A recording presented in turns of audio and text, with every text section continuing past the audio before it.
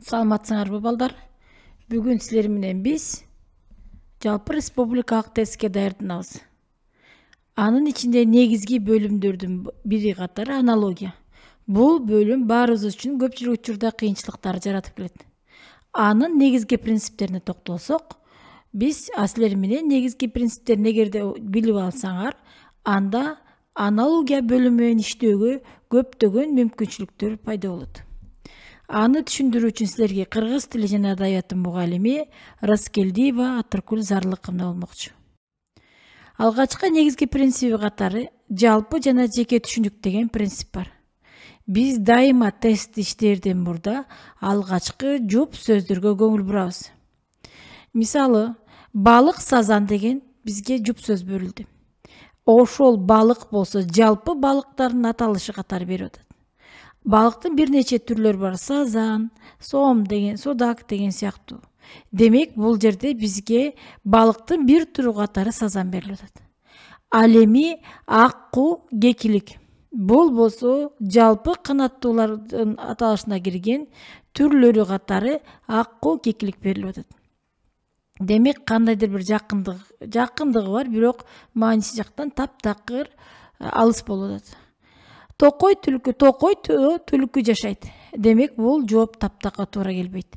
Мисалы, мал кой деген жоопту ала туралы, биз силер менен ийне, кийим деген жоопту берсек, суроону берсек, бул жерде ийне менен кийимди тигебиз, же болбосо тигүүгө мүмкүн. Демек, бул жооптагы жакындашпайт экен. Бизге жакыныраак болгон акку, кекилик негедир жакындык бар, анан малдын жалпы аталыш, бирок анын кой, куй, эчки деген сыяктуу бир нече түрлөрү бар. Демек, жалпы аталышка жеке түшүнүгү туура келип атат, В вариантын туура деп кабыл алабыз. Кийинки алгачкы жұп сөзгө көңүл бурсак, романдын бир бөлүгү катары глава. Поэзия, проза болсо, ар бири өзүнчө чоң жанр болуп эсептелет. Демек, бөлүк катары, жалпы аталышан бөлүк катары кабыл алууга мүмкүн эмес. Демек, бул жооп туура эмес. Балкон, эшик дегенди алсак, балкондун макул бир бөлүгү катары эшик болуп эмнеге жакындыгы бар анча-мынча. Ал эми дүйшөмбү, шаршемби деген таптакыр жоопко туура келбейт. Себеби дүйшөмбү, шаршемби жуманын бир бөлүгү катары. А бул жерде болсо жуманын бөлүктөрү катары берилип атат. Демек, жалпы жеке түшүнүккө туура келбейт экен. Демек, бул жоопту алып салабыз, туура келбейт. Ал эми үйдүн бир бөлүгү катары бөлмө деп кабыл алабыз.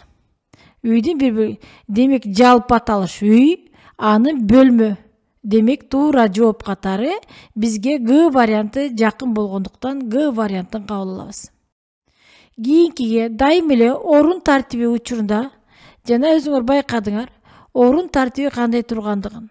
Айрым учурда жалпынан жеке түшүнүктүн орун тартиби алмашып калган учур болот.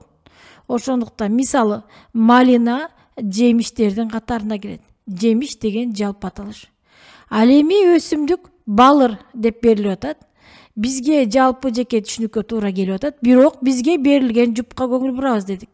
Демек, эгерде балыр өсүмдүктөрдүн катарына кире тургандыгын, курамына кире тургандыгын аныктасак, анда бизге жооп туура болмок.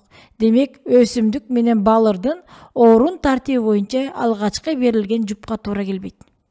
Ал эми окумуштуу адам деген бул адамдар тууралуу болот. Демек, бизге ал жакта берилген жупта адамдар тууралуу сөз болгон жок, бул дал келбейт экен. Лексияны кандидат окуйт, бул жоопто дал келбейт. Демек, физика илимдердин катарына кирди. Илимдердин түрлөрү болуп эсептелет. Демек, туура жооп физика илим катары кабыл алсак болот экен.